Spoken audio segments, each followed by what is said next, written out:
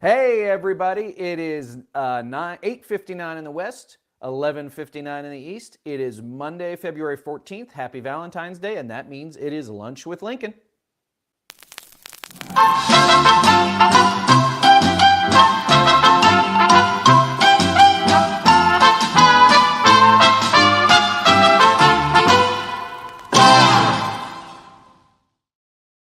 Hey everybody, I am Reed Galen, co-founder of the Lincoln Project and your host this morning or this afternoon, depending on where you are.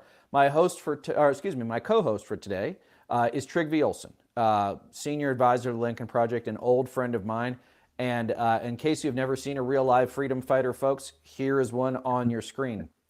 Trygve has extensive experience both here in the U.S. politically, but also in a lot of the places that you're seeing in the news today, specifically Ukraine.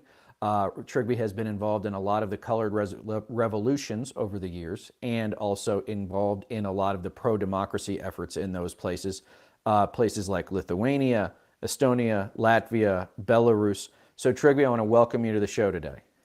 Thanks, Reed. It's good to be here. So Trygve, let's just start with this. There's a lot of the war drums are beating in Eastern Europe on the eastern edge of Ukraine. And I guess the northern edge of Ukraine as well. American intelligence services are saying that the Russian army is going to invade Ukraine for the second time in less than 10 years, any minute now. So what's going on over there? Well, I mean, obviously the situation is serious. You don't amass the kinds of numbers of troops that Putin has without certainly trying to serve some intention. I think, when you hear people in government saying something's imminent, imminent tends to be code language for 90% or greater being the chances of an event occurring.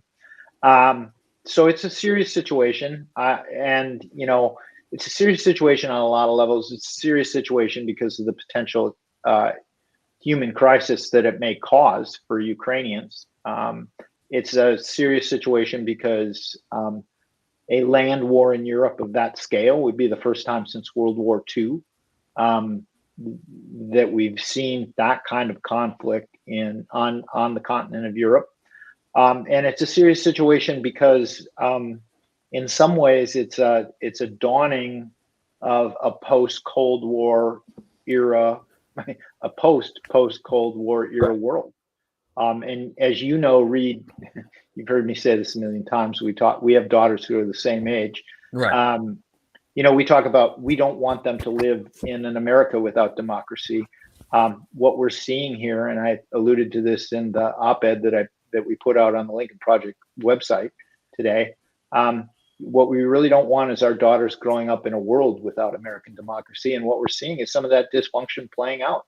I mean, Putin sees our dysfunction and he sees an opportunity, because that's what people like Vladimir Putin do. He's a zero-sum autocrat on steroids.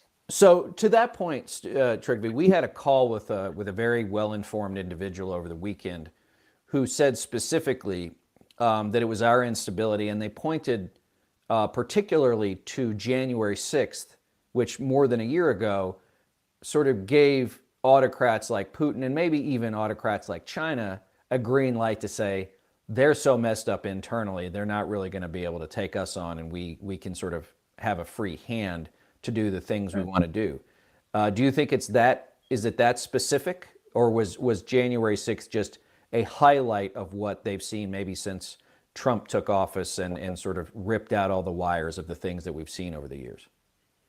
No, I mean, as you know, Reed, 1/6 was something that I watched sitting not far from where Russian troops are now, right? And it was something, part of for those who've read what I've written on Twitter and seen some of the stuff that I put together, it was from watching 1/6 that made me say, I have to start speaking out on some of these things.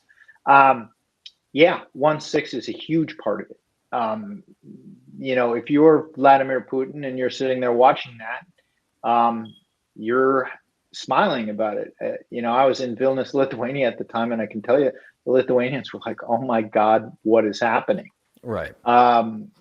because it creates uncertainty.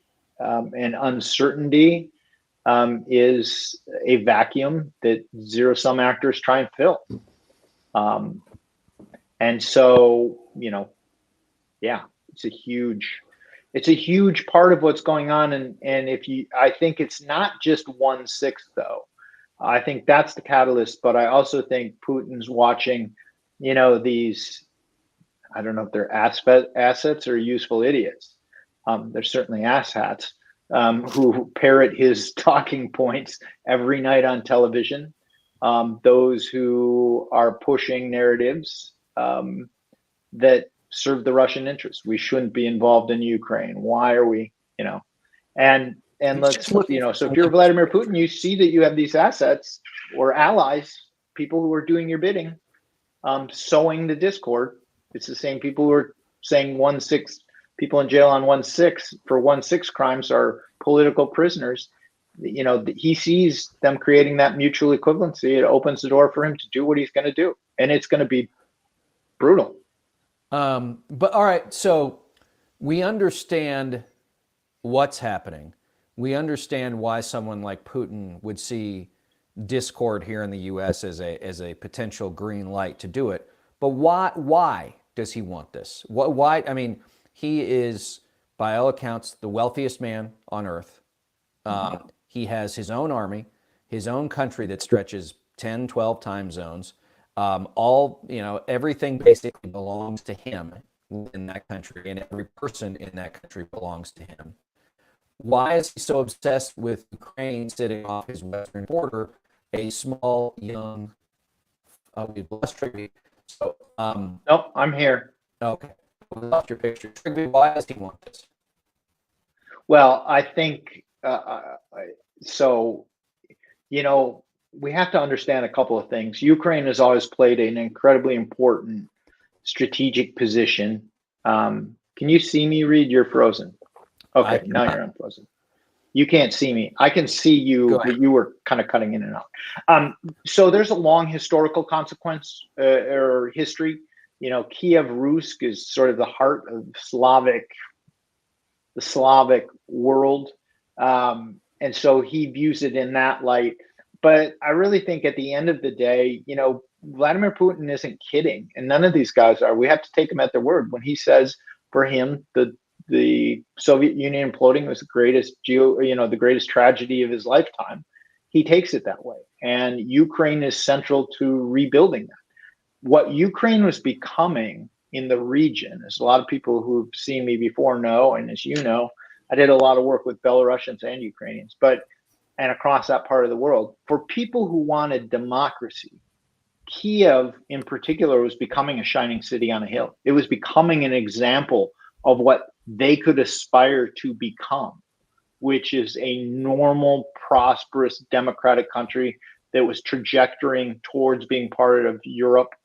And that is a huge threat to Vladimir Putin, because for him, what he wants is a bipolar or tripolar world where he exerts influence regionally. And Ukraine is central to that. I mean, Zbig Brzezinski used to say constantly, the Soviet Union can never exist without Ukraine. And I think Putin understands that. And so he wants to continue to be able to impose, and he's watched it slip away. It opens up a whole nother set of issues too, which we all have to understand as Americans.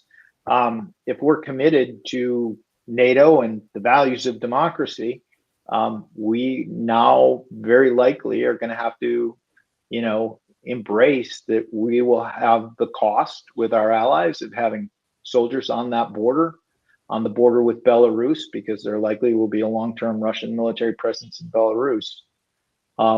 We really would be going back to some degrees to the 80s, and the life and cost that we had to live with that.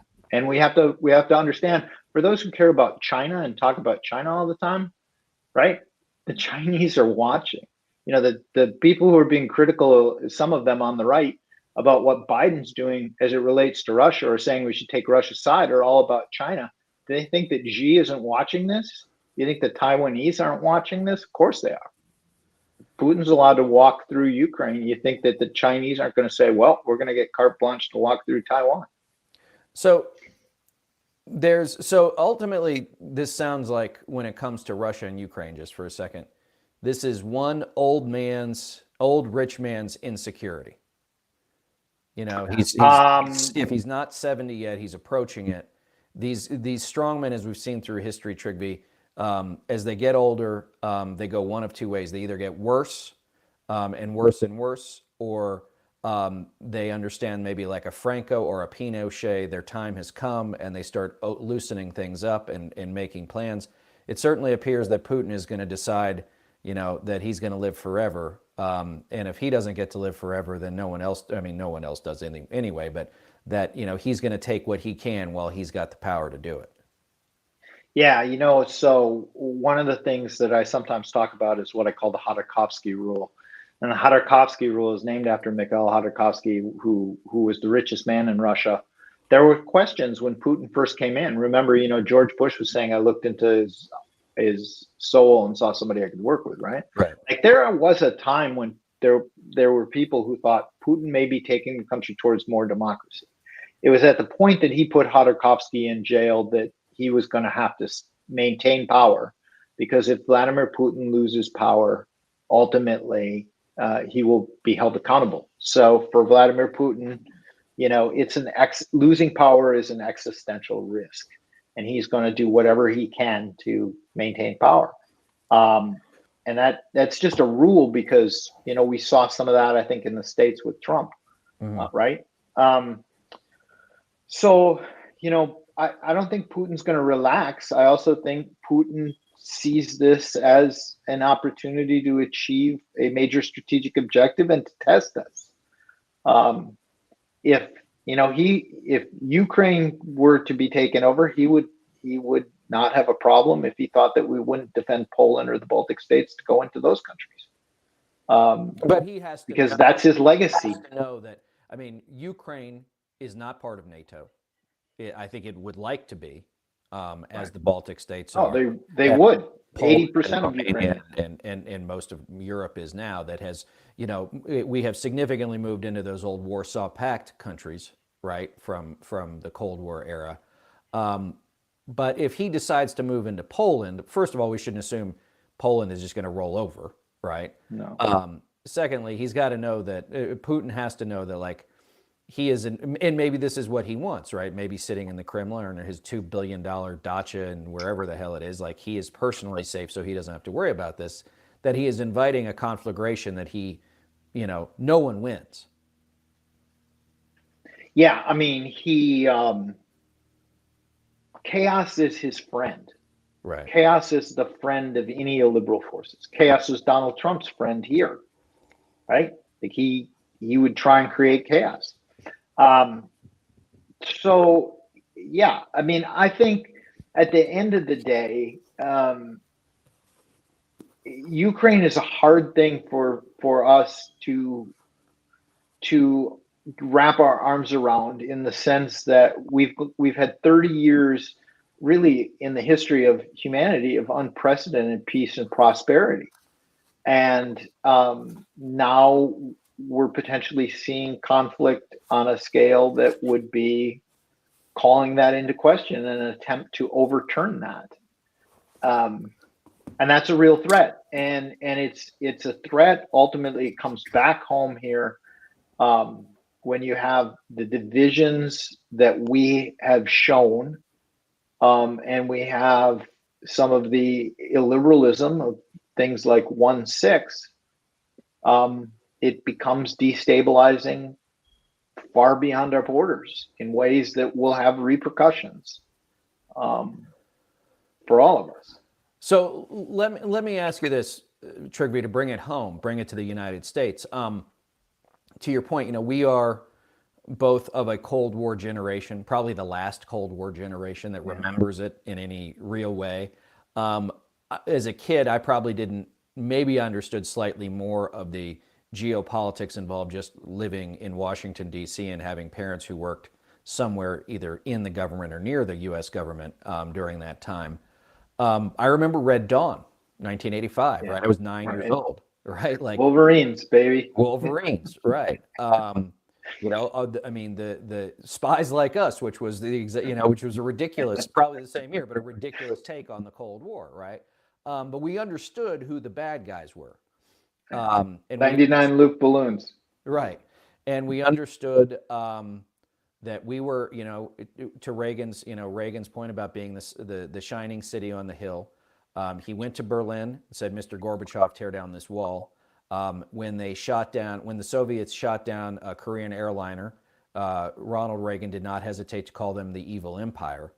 But back then, probably from the end of World War II until the Soviet Union fell, there was a common foreign policy in the United States, whether or not it was Republican president, Democratic administration, that we were the pro-democracy side of things and they were the communist, authoritarian side of things, autocratic side of things. Now, in the post Cold War world, which let's be clear, has been a long time now, 20 plus years, is that foreign policy is as much dictated by domestic American politics as it is a sort of shared American belief on what America represents and what America should do. And it's a long way of saying Tucker Carlson is in our cohort, right? He is of our generation. He knows what the Soviets were, and he knows what Vladimir Putin is. But he is perfectly willing to serve, as you called him, either an asshat, or useful idiot, or all three.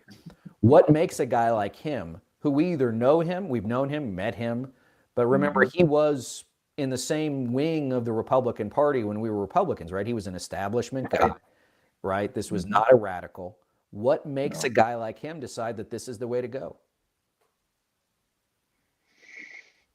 The only person who can answer that is Tucker Carlson, I think, at the end of the day. I mean, what are the seven deadly sins? Greed and vanity and Sloth. Sloth. Yeah, sloth. I don't know. I can't imagine. It's impossible. I think it's really hard for people that, it's hard to fathom, right? Like, why did people that are from our generation, it's not different from those who went with Trump. Like, why did they do that?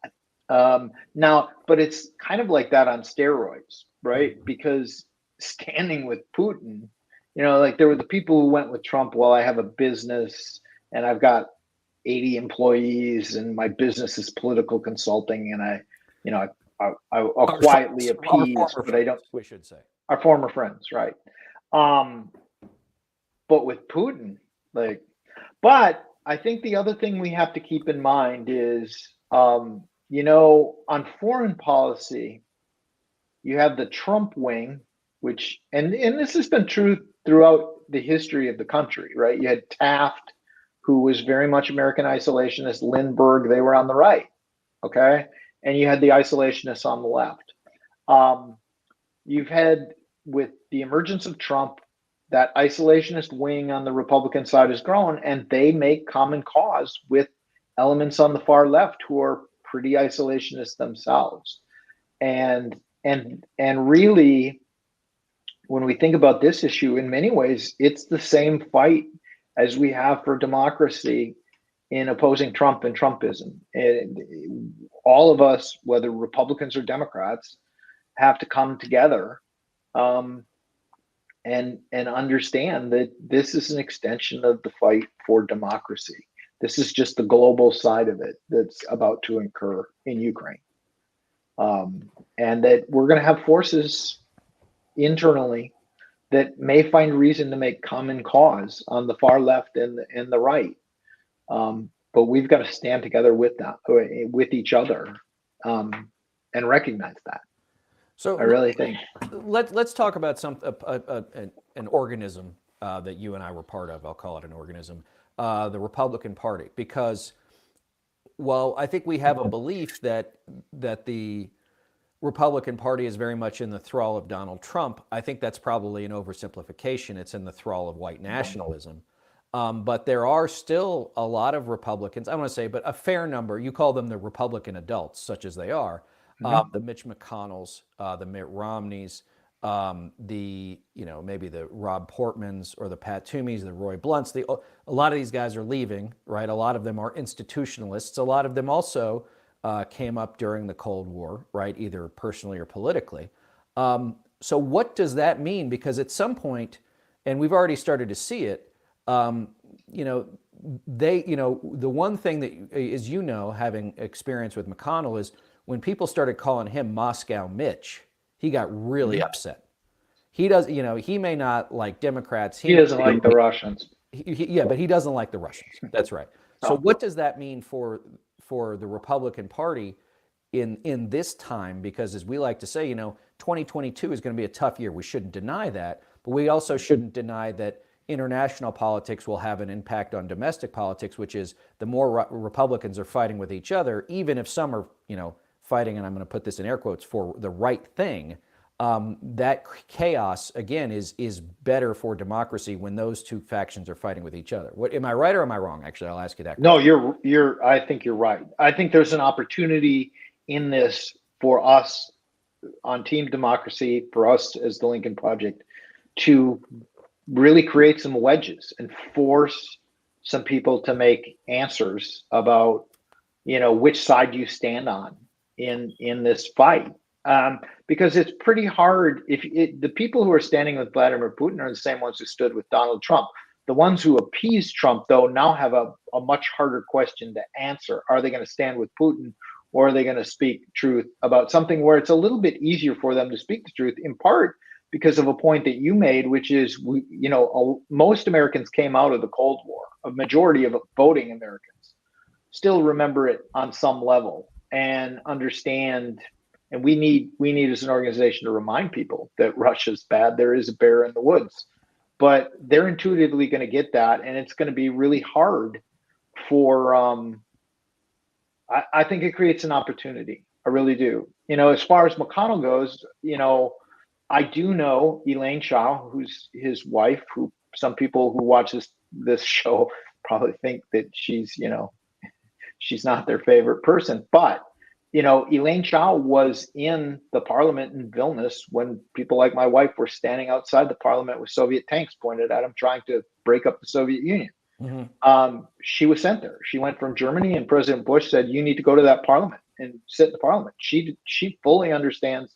I've heard her talk about it, how the Russians, she uses the term evil. She gets it. We have to connect this to Trumpism, because Trumpism, Putinism, they're all the same extremism. They're all autocracy. And if our grandparents fought between fascism and freedom, and our parents' generation fought between capitalism and communism, for our generation X and our generation of people, it is a fight between autocracy and democracy. And this is just another flank in the war. I would like to say for Pat, who's on the chat, she said she never thought she'd see the day where Americans were standing with Russians. I will tell you, Pat, I never thought I'd see that day either. Yeah, I mean, if you think about it, Trygve, one thing that we've talked about, you and I have spoken about at length together too, is that, if you go back to World War II, specifically after June of 1941, when Hitler invaded the Soviet Union, it was the United States and all of our, boots, jeeps, guns, oil, tanks that kept them in the war. And they took the brunt of the fighting for the majority of the war, right? They lost tens of millions of people during the course of the war, both soldiers and civilians. And so, when Roosevelt had to make a decision, he said, okay, we've got to partner with this guy because, he's the one who's going to keep us in the fight. But never, I don't think, was really under any illusion about what Stalin was or what the Soviet system was. No. And certainly I don't think Truman was either, right? As when Roosevelt died in April of 45. There was one thing that we thought about, which was, the greatest generation, their time is coming to an end rapidly. And an old friend of ours said, that Roosevelt was aware that when the last person who'd fought in World War II or lived through World War II passed away, that like that would be the end of what he saw as that phase of American history. So it seems like, I mean, aside from all of the other things he did, being such a savvy politician and wartime leader, he was also prescient in that, right? He knew this time would come. Yeah. I guess so much of what we're suffering through now is like nobody paid attention, right? Our imagination closes, our beliefs become very provincial, our concerns become very local. Everything gets stuck on this phone, and if it's not on this phone, it doesn't matter. So how do we sort of shake our off the stupor and get back to work?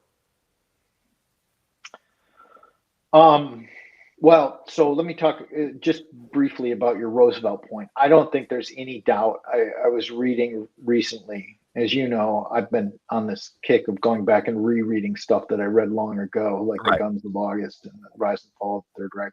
I went back and reread, I forget who the author was, just a fascinating biography of Churchill. And Winston Churchill fully got who Joseph Stalin was and how brutal and awful he was. But he and Roosevelt did too. But Churchill also was in the same spot as Stalin, and that was without U.S. help, they were going down. Right.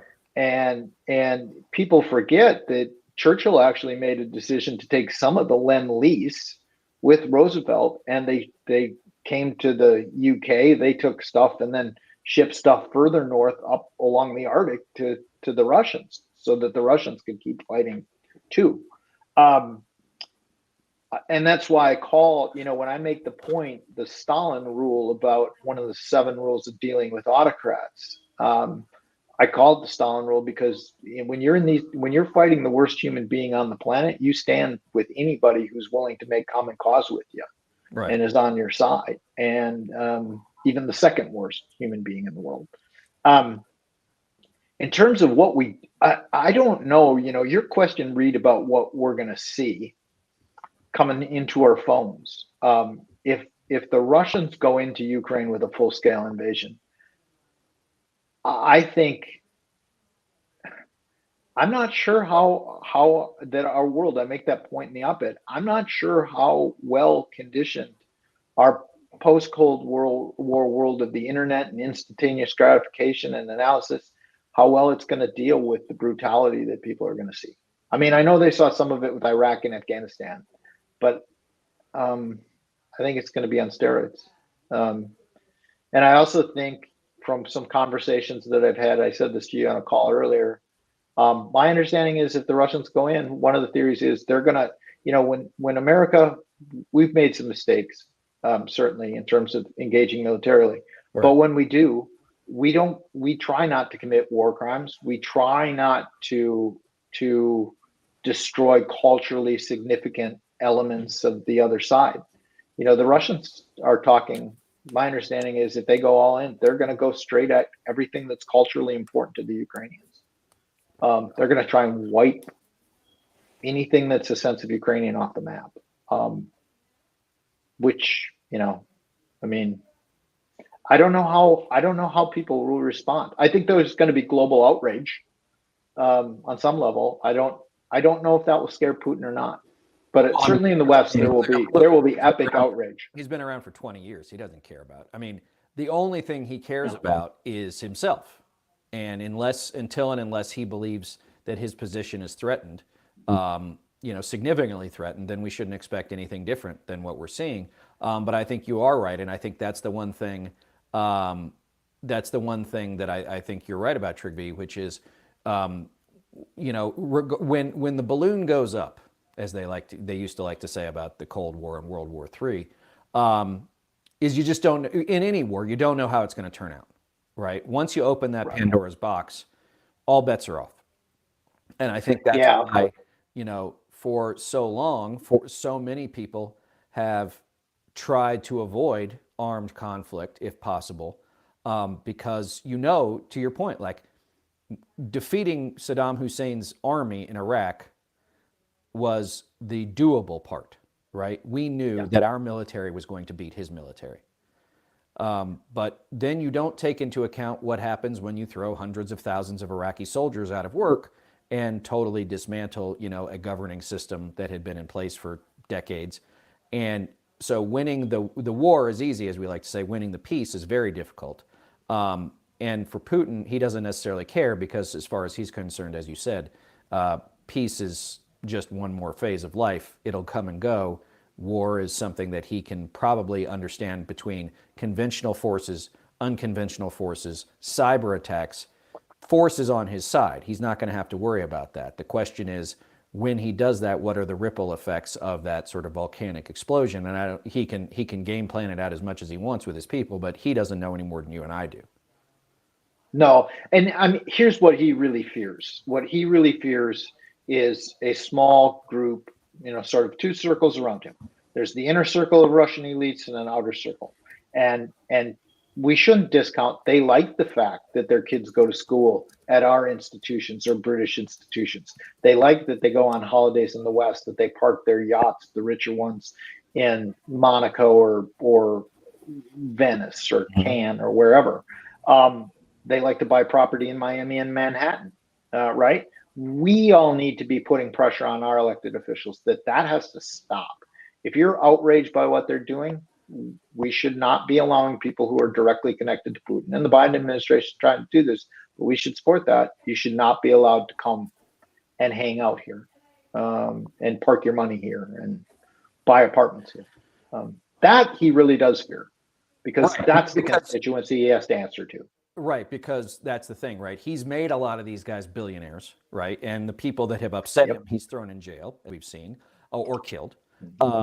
But these guys want to stay billionaires, and their kids want to stay the kids of billionaires, and they want to keep sending their kids to Cambridge and Eton and Harvard and every place else. And they want to, as Rick says, that in Miami, apartments in South Beach are called safety deposit boxes because they're buying them just to ensure that they have assets in a place that's not Russia that Putin can't get to easily. But I would say this is you're absolutely right, which is as soon as those guys start to see their bottom line threatened, right, things could potentially try and start to change because, as you know, Trygve, and we've talked about this not only with people like Putin and his oligarchs, but also Trump and his gangsters, is that it all comes down to power and money.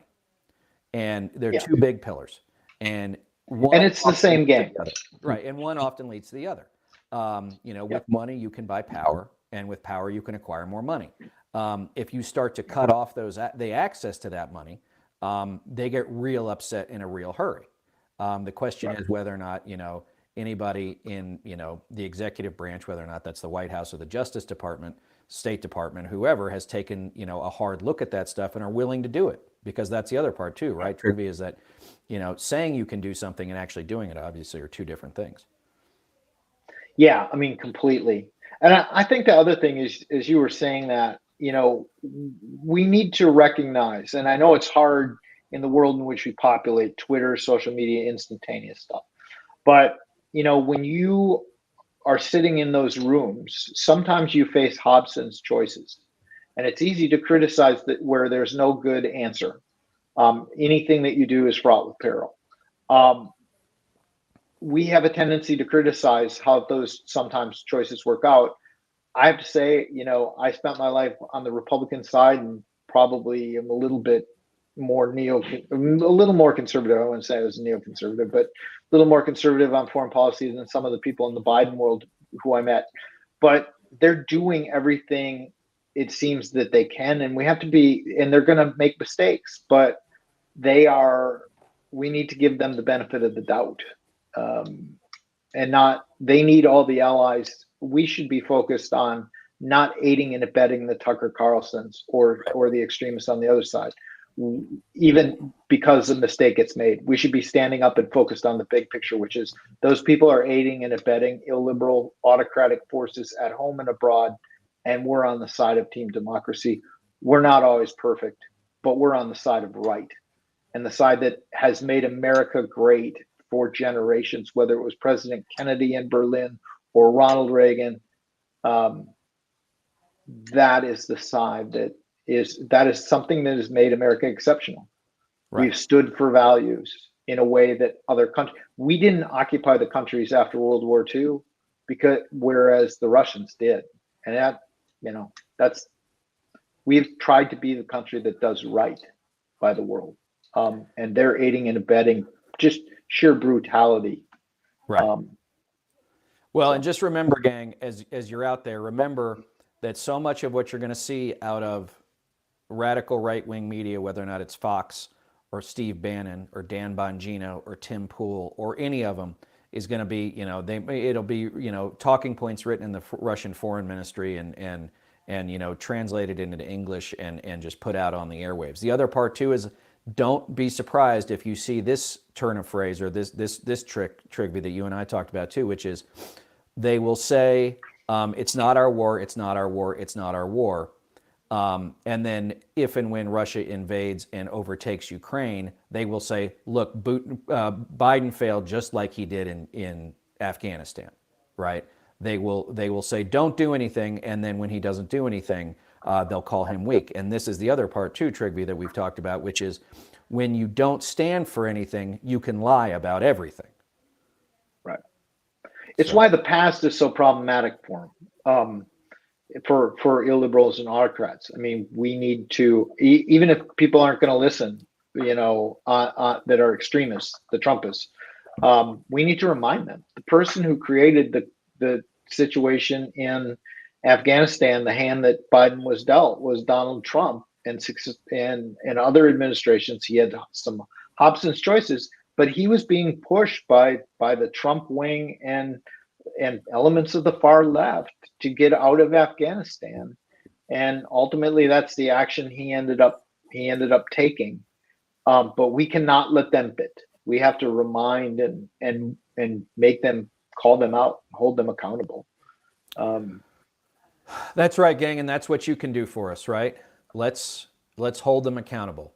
The folks here in the United States who are calling for Russia to have a little bit more living space in Ukraine are the same exact folks who are thinking that American democracy doesn't matter, that authoritarianism is a better way to go, that we should change laws to make it harder to vote, for people to be able to change votes. All this stuff, guys, is of a pattern. We talk about it a lot. I hope you'll continue to tune in with us. Listen, guys, Trygve, I want to thank you for joining me today. Everybody out there, listen, do what you can, right? If you have a chance to be a bystander or an upstander, be an upstander. Stand up for what you know is right. Stand up for what you know we should and can do together. We are the people, right, who will make the decisions about where this country goes in the future. I could not be prouder to stand with you as we do that.